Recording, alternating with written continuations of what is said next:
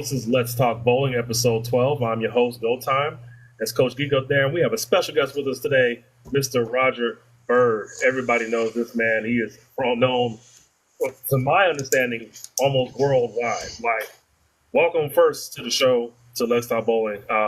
One, you're my teammate. I'm actually happy that to have you as a teammate, but I didn't know how famous you were in the bowling scene until I actually got around other people. Was like, oh yeah, that's Roger. I'm like, who is this dude?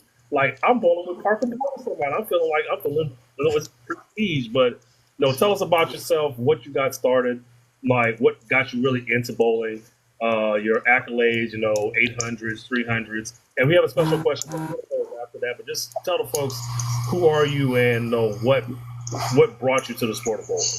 First of all, I'm actually honored to be known. Like, I didn't know I was really known like that. I just really think it just comes from, traveling. So I'm from Chicago.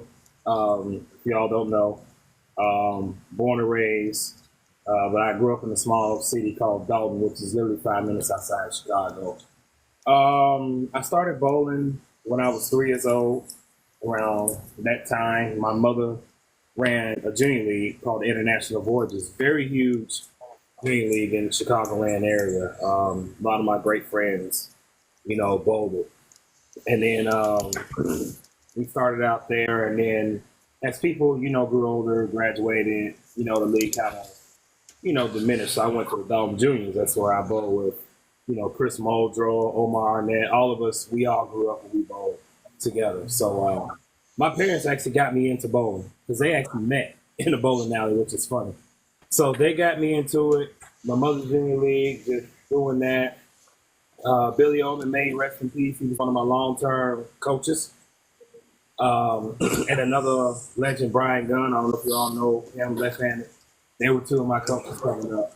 And I mimicked my game off of them. I learned my straight game from Billy. I learned how to swing from Brian. And as you mentioned, Parker Bowling, he actually is my favorite professional bowler, him and Walter Ray. I learned my game off of those two as well. So bowling just kind of stuck with me. I wish I took it more seriously coming up. I took it seriously, but not. It was kind of like one of those things you bowl every Saturday junior league, and then that was it. But I really wish I took it more and more seriously. I wish my high school had a high school team, because I, probably would have bowled college somewhere. But I passed, make different for a reason.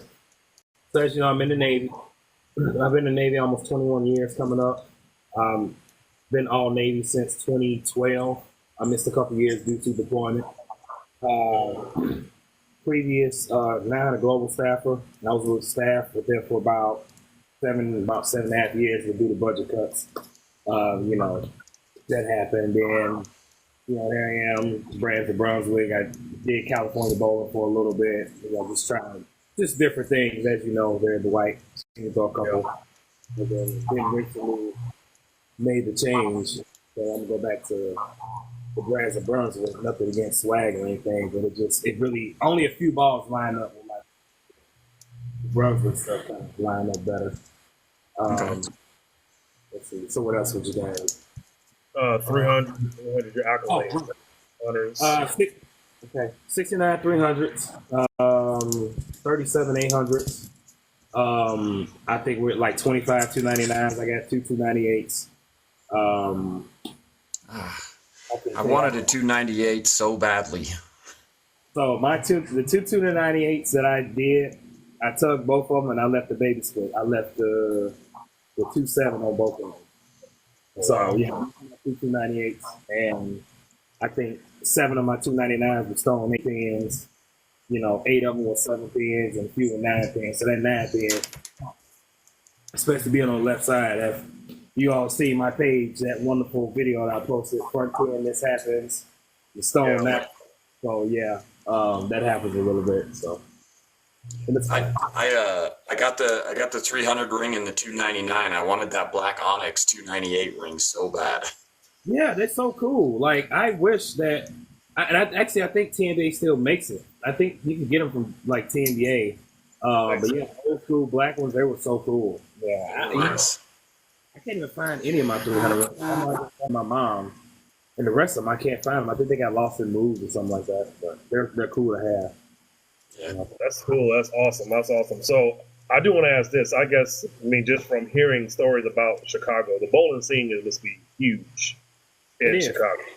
It is. I mean, it's nothing else to do in the wintertime but bowl. But no, the bowling scene is huge. Bowling is very serious in the Midwest, especially with your league night. So, like how we pay 25 a week for dudes on Tuesday, stuff like that. And then you have your double spots. You have all nighters, sometimes doubles. You might have a mystery doubles. Then some leagues, a lot of leagues have brackets. So, you can spend about $100 or $200 a night in league off side spots, and one game can set you up for a few months. Like I can't tell you how many times I walked out with $2 or $3 grand on a league night. Sure. So that's crazy. Yeah, I mean, Chicago bowling is big, man. Like just the Midwest, period. Not even just Chicago, but that Midwest is big. Mm-hmm. So Butchie asked, how many 300s you said you had? 69. Get your mind out the gutter, y'all. 69. I thought it for a second. I'm like, oh, that's the wrong number. That's a bad number in the NBA. All right, and then we have a question that we like to pose to all our guests here on Let's Talk Bowling is, what is your true average? So me and Geek, we bowl on both sport and challenge and house division. And we like to get a good idea out of what people think their actual true average is, because sport is a much harder and much more truth telling on your actual skills on the lane.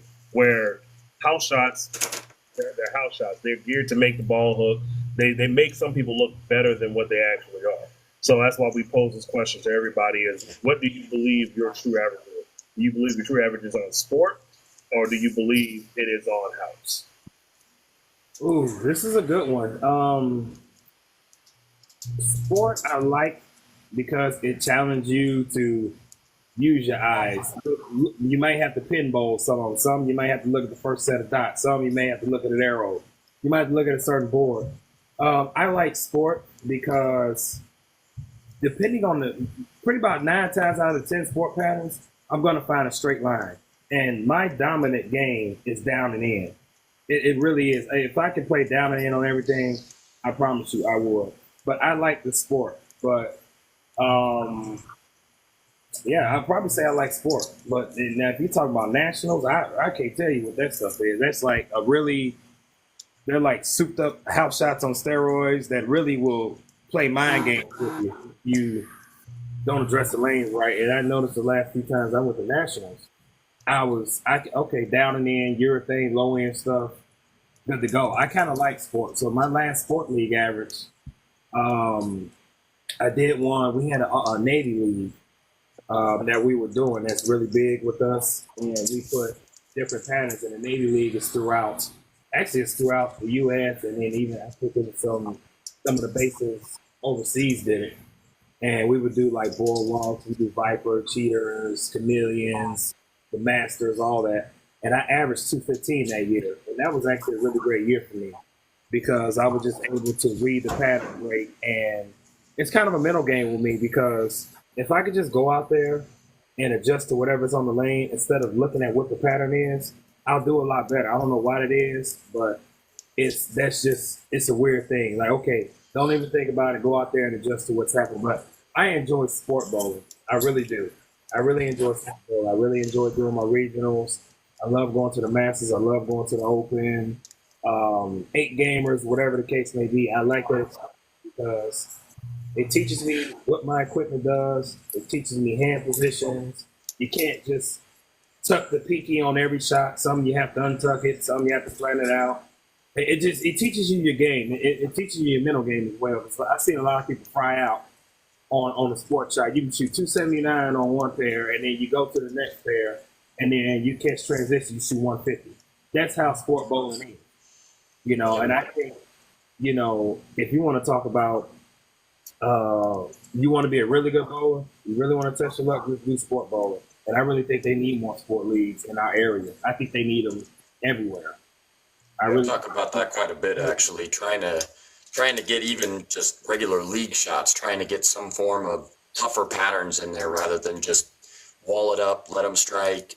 You know, I mean, there's something to be said for keeping people engaged. And some of the mid-range bowlers, it's nice to see them throw some big scores, but to have every single league across the board just be super easy. I bowl 4 nights a week, and like we need more of the sport, or even just the challenge patterns. You know, just not standard house. Now, I agree with you there, because now a lot of leagues in Chicago will do that. So a league I bowled at on Monday night, called Castaways, they would switch it up every 2 weeks. Like I think one year, like they put out Red Square, which is like 40 feet flat, and it's not even considered a sport. I think it's considered a challenge pattern. They'll do that. They put out Red Square, Highway to Hell, Route 66.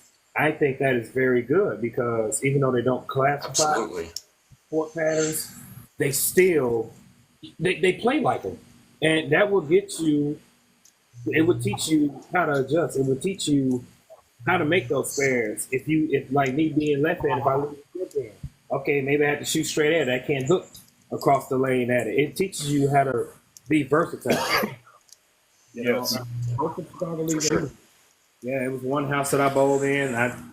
They put like 40-some feet of oil out there, and when I was a Globe, I was using I had an idle Helios, and I would hit that thing with a 1,000 pad. The ball was shiny, but I couldn't use Pearl in that place. And I would just hit it with a pad, do the Earl Anthony, burn myself a line, and then I'm ready to go. But I like anything that I can play down and in on. I enjoy that, because I like fun with the gutter, the 2-board, 3-board. It's a lot of fun. I like straighter for myself. I'd rather bowl straight. A lot of my honor scores came from bowling straighter. No, so I've gotten a few where I've had to hook the ball and like going across 15 and out. But my game, any day, I'll go against anybody. I don't care who it is. If I can play straight with my rev rate, I'm one of the strokes.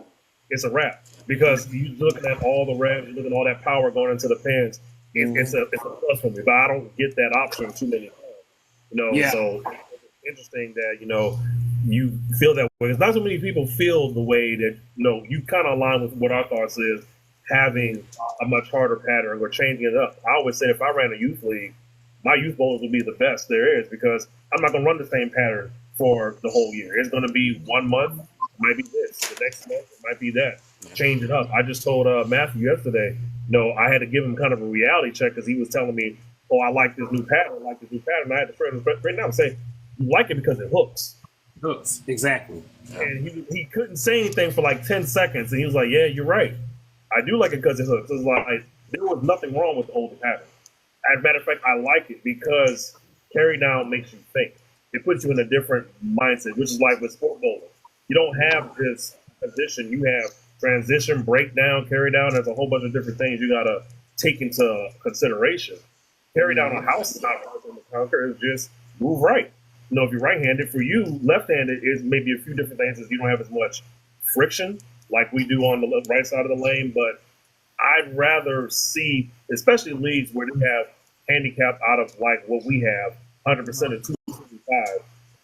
I'd rather there be some type of standardized lead shot that's not easy, that's not super hard, but something that's going to make it to where, okay, if you're justifying getting this much handicap, the league shot should not be easy at all. It should be a standard shot that everybody's going to have some trouble on, depending on who bowls on it. I agree with you all 100% on what y'all views are and all that. So I'm actually happy to hear that from you, because you're the first to agree with sport as a true average. It keeps you honest. He may be, because we've had it, like even myself, like there's just so many people that, house is recognizable, so it's kind of something that everybody kind of, like, you can throw your house average out there, but there's just such a smaller group of people that bowl sport. So, I'm obviously a sport guy, but it's, a lot of people recognize house because that's what everybody bowls on. It keeps you honest. It really does. It keeps you honest, and it'll humble you.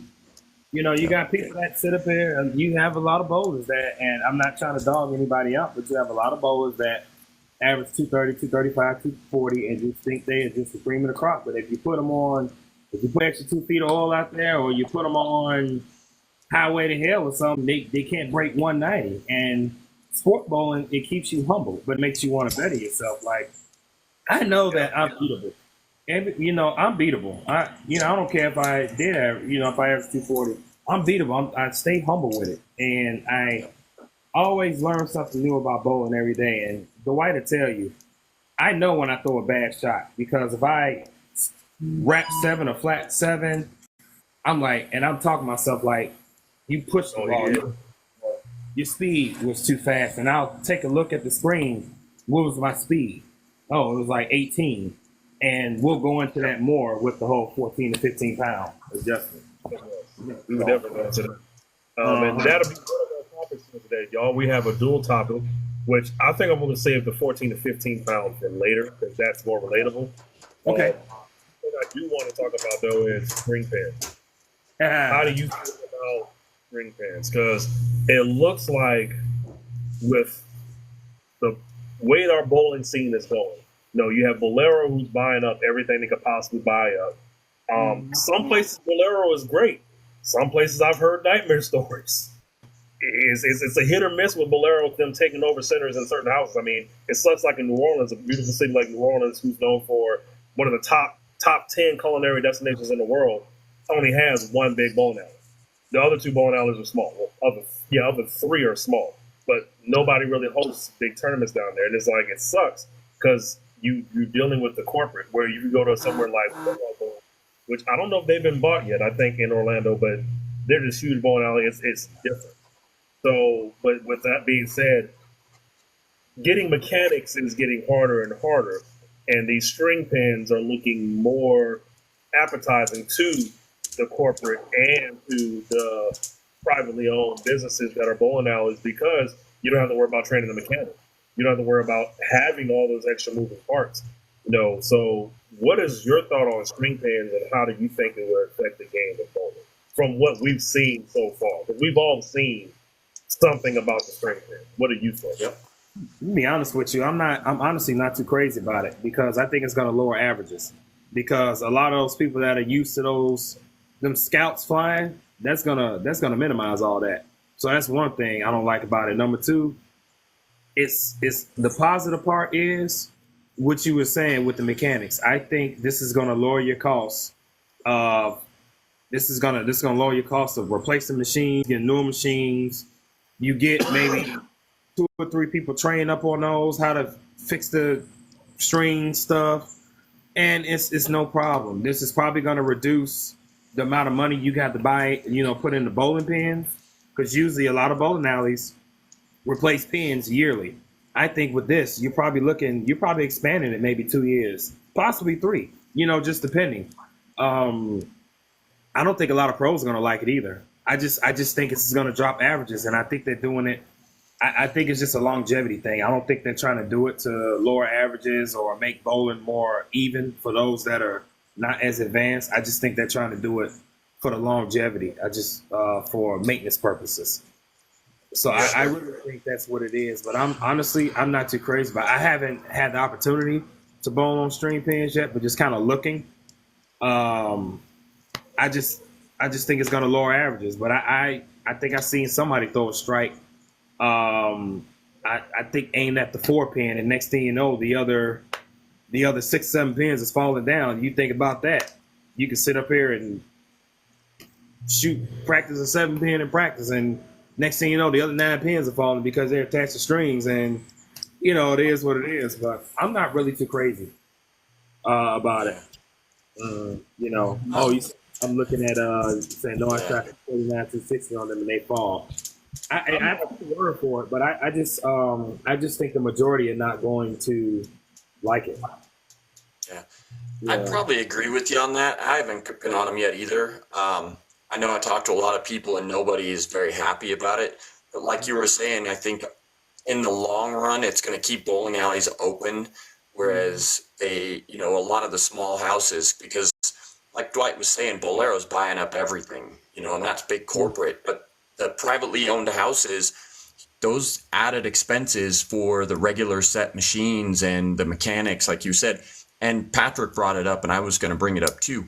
the insurance that you have to pay for your employees, because those regular machines are dangerous back there. And these string pin machines, there's so fewer moving parts for you to get hurt on. Their insurance costs come down. Will Bolero lower their prices to match the fact that they're saving money? Probably not. But the small privately owned houses, I think this will save them in the long run. And we need those privately owned houses. Yeah, I agree. I totally agree. And I just really think that it's a longevity thing, and it's a maintenance thing. I just really think that's what it's really all about.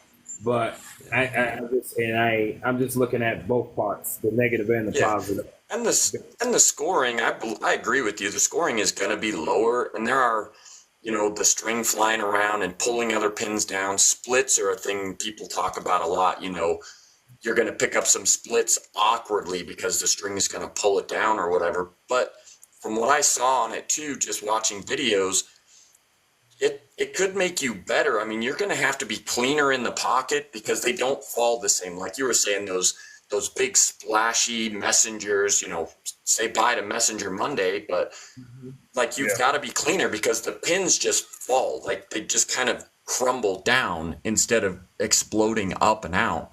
I think it's going to make people have to be cleaner on their shots, a little bit more flush. They're not going to get away with as much. Yeah, I mean, Mosquito just said legally you should move to privately owned centers and keep them in business. I agree with that 100%.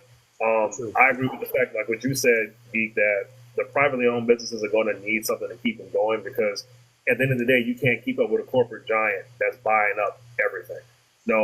Spring Hill Lanes up in Florida, when I used to live in Florida, they recently sold to Bolero, and that was a very nice house. It was a very nice house. 44 lanes recently got done by, I think, Murray Lanes, brand new decks, brand new lanes, brand new pin center, everything. Recently got bought out by Bolero, and everything's changed to a Bolero style. And now they're getting the Bolero shot. And it's like, okay, now people are not really, that's not liking it as much because it was a nice place before. And what I don't get why they're doing is, why not keep it the same? I understand you're a corporation, you want all your stuff to look the same, but then there's certain things I don't like about it as far as, like, certain pieces are, like, iconic. Like, they just require Thunderbolt. What are they going to do with Thunderbolt? Are they going to change it into what every other Bolero looks like? That place is unique for a reason. And I hate people. But as far as the money aspect, I mean, I've done my research on the string pins. I do like the fact as a bowler, bowling goes a lot. Like in Canada, they had been testing it for years, and I think they saved 25 to 30% more time. People were out a lot faster because the lane didn't break down as much. The biggest complaint is carry. The carry is very weird. It's a plus or minus because the plus is you have to be accurate, which I'm for that. I don't like the high flush hit or the light hit. I like hitting dead flush because that's how I strike. No, I don't get away with too many high flushes because a lot of times, especially with my equipment being correct now, it's going to drive right through the head and I'm going to leave a split. So for me, I see that as a benefit. But at the same time, I know I'm going to leave some weird stuff too. It's going to be like, what the hell was that? Like, did I really throw it that bad? Or if the strings messed up? Because if they don't untangle them right, it could cause all type of stuff. I might feel some type of way. And what is USB-C going to do? Is it going to count a 300 where it only fell because the string helped pull it down, but the pin is just standing straight up? Like, how do we go with that? Like, I like the free fall because if it falls, it falls.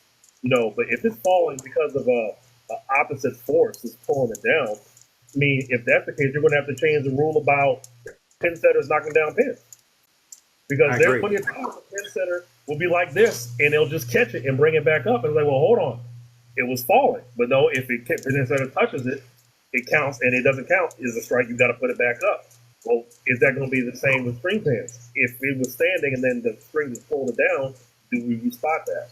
Like, it's going to create a lot of issues with the weird pin leads. And I know they've been studying it and trying to get the string length right, just enough to where it gives you that actual free fall, type of kinetic energy, but it's still not free fall. So, Patrick, I agree with you. I think the pros are not going to go for it. I really don't think they're going to go for it at all. And it's going to be more of a bowling alley that's going to be in an area where they don't have many leads. Like New Orleans is probably a perfect place for them to do it because they already have leads throughout the week, but they've already cut back opening up until 5 and all that stuff. That's just the start of it.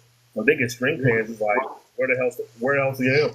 There's no other big house in the city, and it's just sucks. So I really, unless they find a way to use a magnet or something and keep it in place, and therefore it just brings everything on the magnet, I think nobody's going to like string pans at the end. I think it's just going to be us traditionalists are going to be like, there's too many factors to make it legit. No, because you don't like the messages are probably going to go away, and it's just going to be people picking up 7-10 splits by knowing how to knock it off the back wall, and it's catching the rope. So that takes away the kind of realism of it because these things are just pulling it down. So I don't know what they're going to do, but I agree with y'all that I don't think it's going to be a good look unless they get it to be exactly like freefall or some other method. I just think they need to stick, if they're going to do that, put it in those bowling alleys that have the like the entertainment centers, like the video games and all that stuff. So like the big time place called big time gameplay or whatever, where you take your family. Like the Cosmic Bowl. I would leave that for like I wouldn't even do it for competition. I would just do it for if you got the area where you got a separate area, like Thunderbolt has, where they got I think 12 lanes all the way on the other side of the bowling alley to where they just use it for like Cosmic Bowl.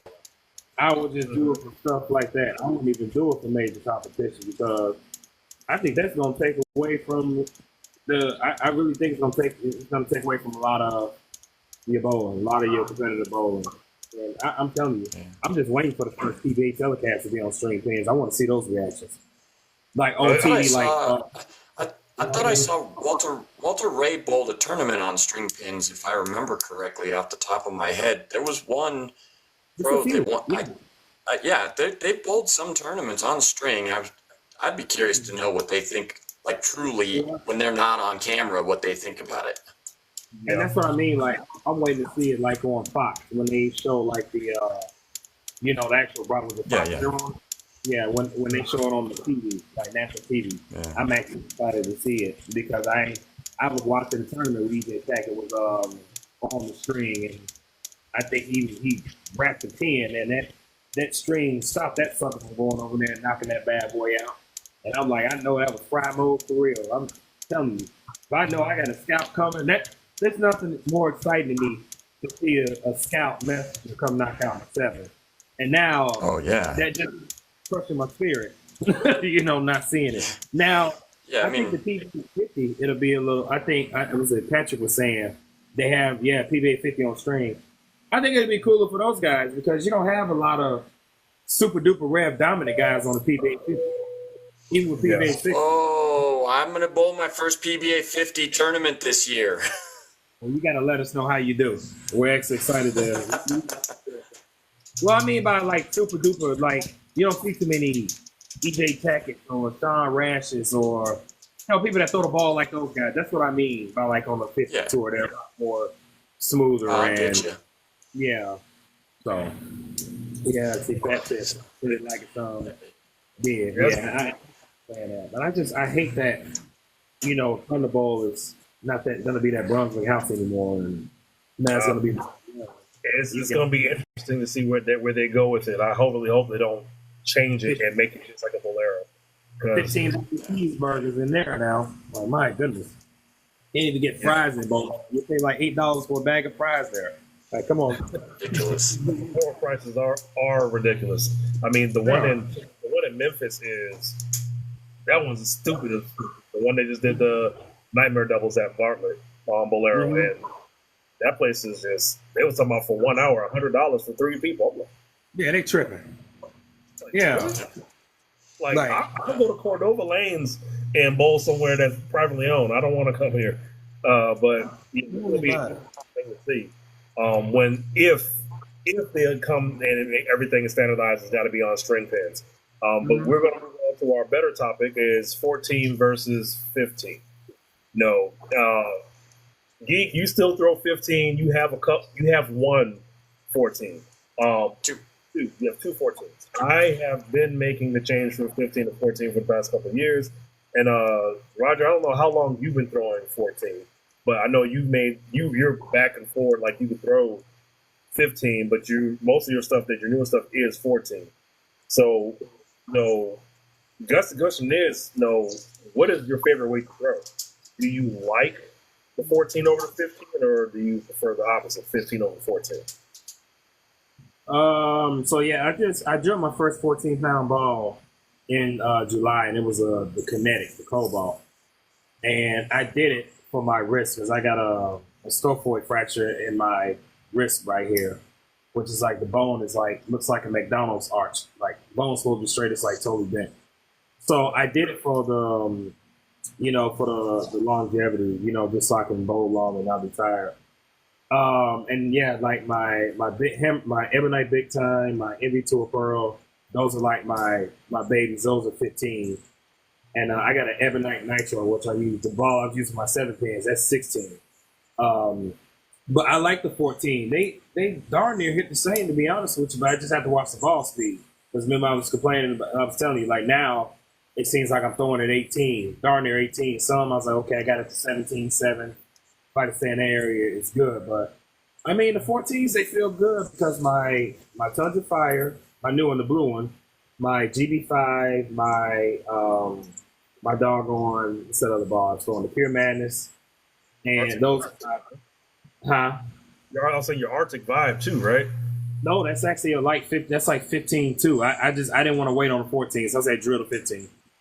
I was being greedy. So but yeah, I like the 14. I just have to I just gotta watch the ball speed. That's really it. Watching the ball speed, watching the release, and it's not it's a and I can actually feel the difference in like my wrist. When I throw my 15, when I throw my 14. But I like it. I'm telling you, I'm all about making the swap for 14. I really love it. Like a couple of them daggone swag balls I drilled like that. Incredible Giant and the Talent Skill, those are 14, and I actually enjoy them. I really do. But yeah, the 14s, they're great. I listen. I'm glad I went to it. But I think when it comes to I'm still going to stick with 15 with a tour thing. So like my new blue, that's 15, and then I got a black, the Black Hammer, the 78 Delta. I think I'm going to stick with the 15 just because they're I'll call them tour things because they're not your thing. So I have to stick with a higher weight with that. And shout out to Jim Hall and Craig Gavin because they did something with my hand where they spaced out my fingers to where it's a lot of comfort, and they slightly offset my thumb to where it's like I'm not doing this in the ball. I can do this, and it's so much of a less strain on my wrist. Shout out to those guys for doing that for me. So, and that it's all in the comfort too. So, yeah. I've just started dabbling with the 14s, so I'm still kind of back and forth-ish. There's some things I like about the 14s. I'm able to swing them a little better because I've got a little bit better control without the extra weight. But yeah, I'm just kind of getting into playing around with it to see if I like it or not. I think I'll probably stick with the 15, but I do believe I'm going to get a couple of 14-pound pieces drilled up for, longer block pattern, longer block tournaments where it starts to burn up because I can just get a little bit more on it. I can move left with it a little bit better. That's what I've noticed for myself. Staying straight, I'm in 15 all day, normal patterns and whatnot. But once I have to get way left, it seems like the 14-pound is helping me control that swing. Yes, exactly. That's a great point that you brought up. Exactly. I totally agree with you there.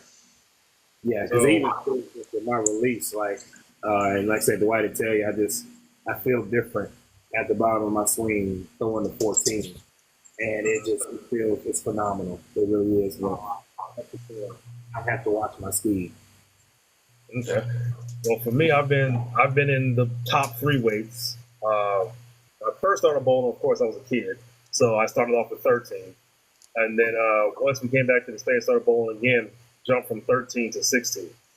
Now, I'm not going to lie, 16-pound benefits me a lot more for the simple fact that the 16-pound balls are not as dynamic as the 15.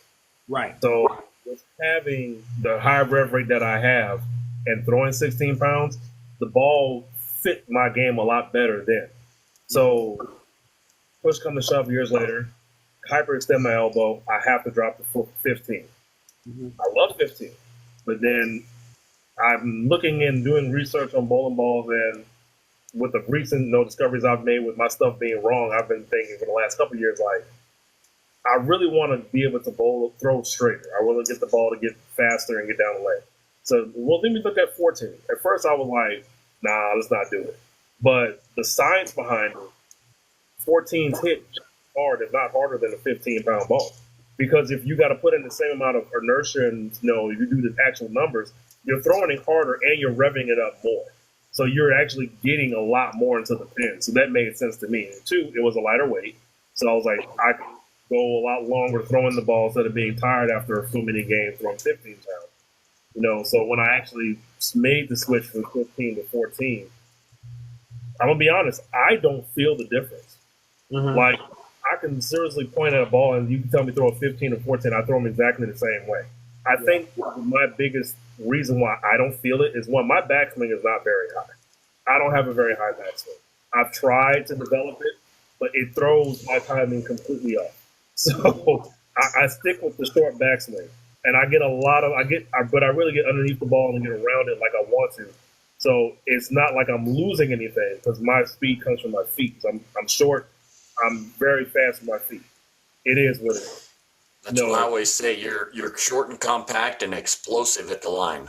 Yeah, so the 14-pound for me, I actually like it a lot more than the 15, even though I can't tell the difference. Most people like Geek, he says he can feel the difference. You say you can feel the difference. For some reason, I don't.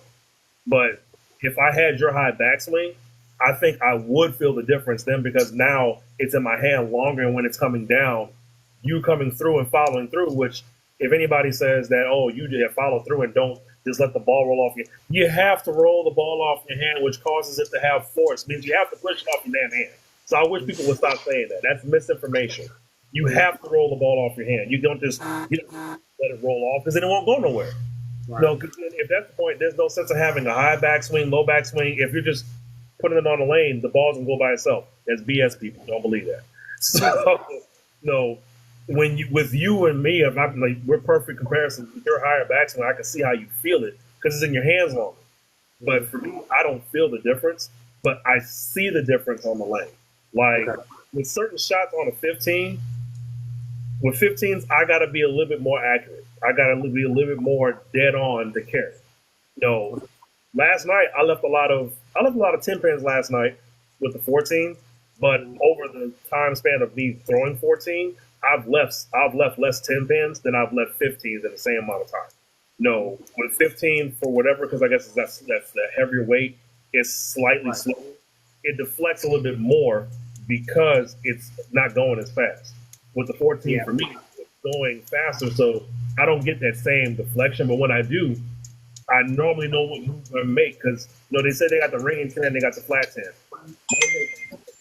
That's why I love TikTok, is since I've been bowling, I can watch the reaction, and most of the time it's deflecting off to the left. I'm like, okay. So when I see a 10 pin, a lot of times I'll just scoot up and move left, and let the ball have a little more time on lanes, and it goes through. So for me, 14 works. It works a lot like a 16. But if I had to pick a weight, I wish I could throw 16 again, because not because it's a heavier weight, because it suits my style a lot better. It won't overreact. Where with 15 and 14, if I hit a dry spot, just last Thursday, if I hit a dry spot, just the way that I throw the ball, I can't describe it how to people. When it comes off the spot, it wants to go. It wants to go. There's no such thing as it not hooking. Unless I dump the ball and looks like what's in there, waltzing right through it. It's going to hook.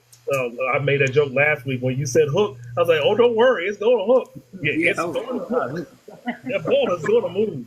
I don't have to worry about it. My problem is to get it to be controllable, and I wish I can get that 16 control back. But I can't do it just from injury alone. Like I could throw it, but I probably can only throw it maybe 2 games. After that, I know I'm gonna be spent because this is gonna be too much on my arm. I'll be throwing 16 tonight, but like I said, I can use reactive on Wednesday. So my Ebonite Nitro about to get some work tonight. So I think I'll probably throwing the 16 time tonight, right up the gutter. Like I say, it's just fun. It's very nostalgic for me going right up the gutter and down and in. It's a lot of fun. I love plugging with that 1-2 board. And see, I wish I could be there with you on doing. I would love to be able to bowl down and in. Like that was the biggest reason is if I can stay down and in more, my scores are going to go up. No, that's this straighter is greater. That whole throwing it out right and coming back, it looks good. It looks good, but I know there's a certain point, especially with the issues that I've told you guys about, because I've told you about the issues with the PAP and everything being wrong. It was at a point I couldn't get further left than 30 without the ball just dying, and then all of a sudden I move back right, the ball takes off, and it's like, what do I do?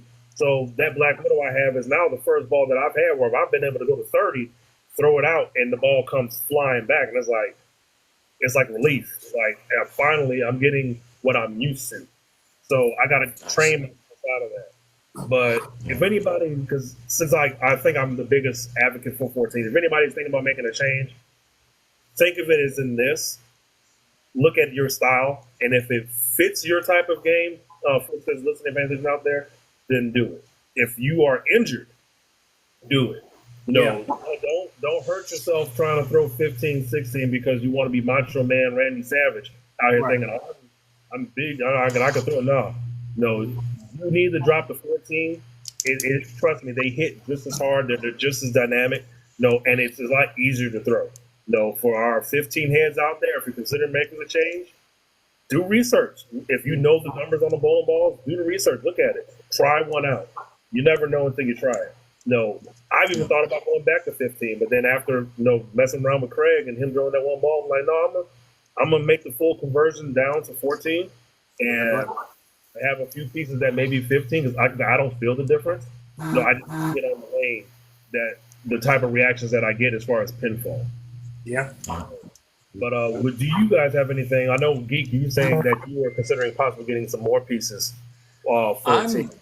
I'm going to have a mixture, I think. Like I said, for me, I like the 15 still, even though I just had shoulder surgery.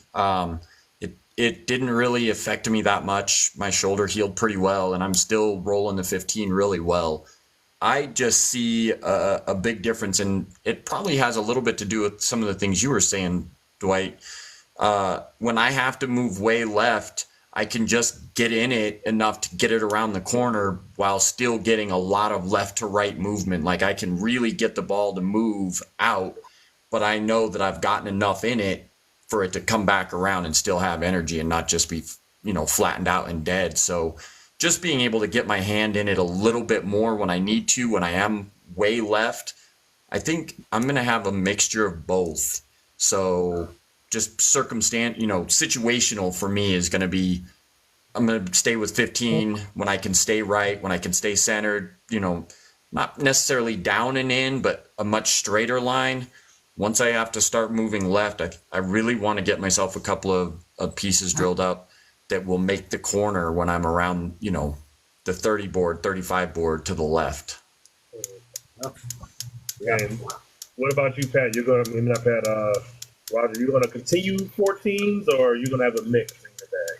No, I'm still gonna continue 14. Like I said, just the few 15s I'm gonna have, they're gonna be the urethane line. So like I said, my 78 Delta I got coming.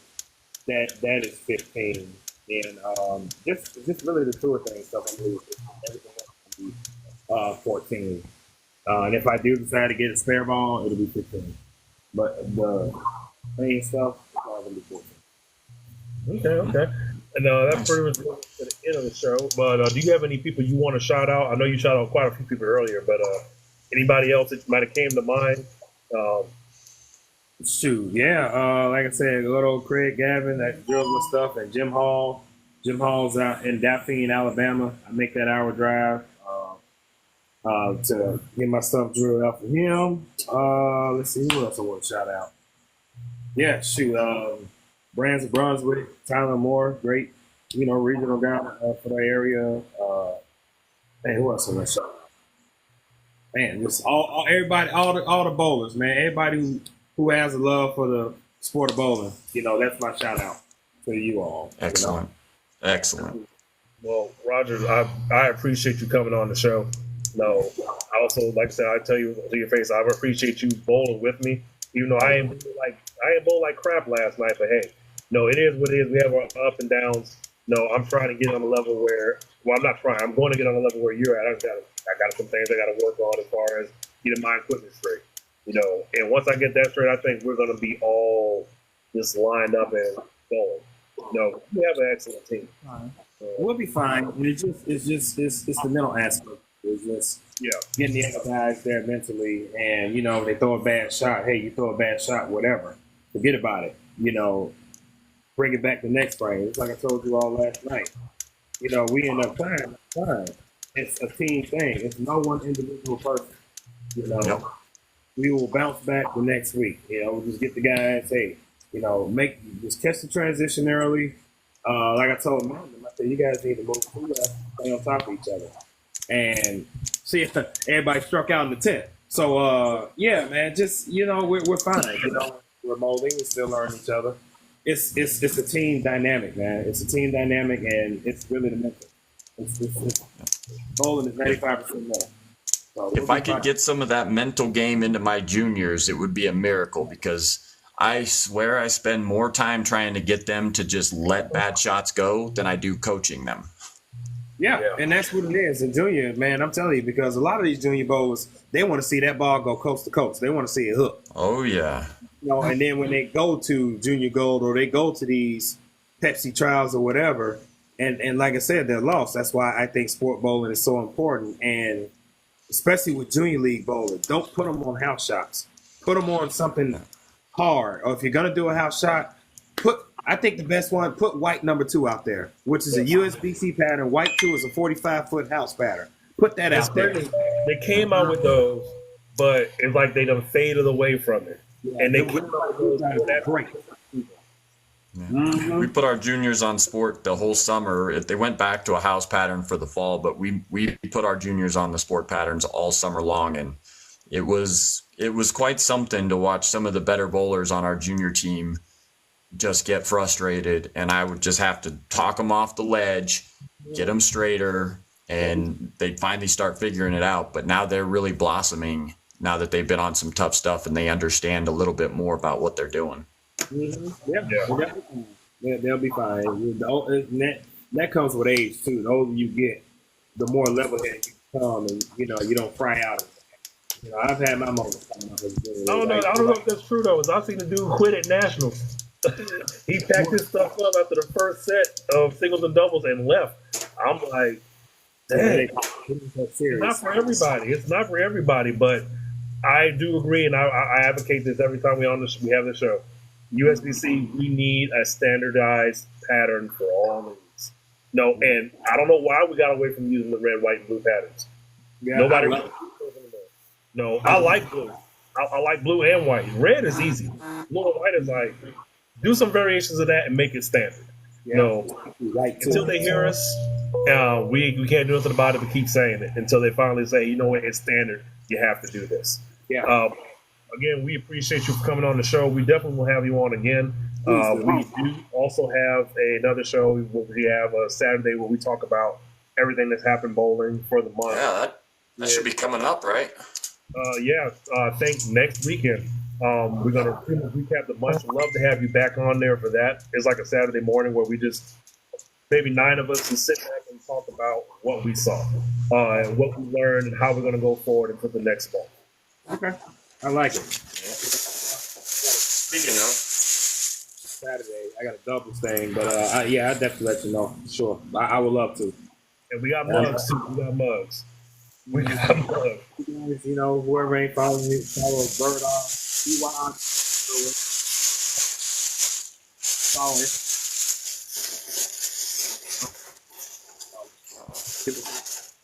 They love it. The more the merrier. All right, we're going to let you go. We got a few more things we got to do as far as our rules for the challenge, unless you want to. Oh, yeah. I almost forgot we had to do that. So, maybe you can stick around for that. So, for those of y'all that are in the challenge, this is for this next week. This is the Rise. What is it called again? Rise to the top. Yeah, Rise to the top. This is a doubles challenge. It will take place next week.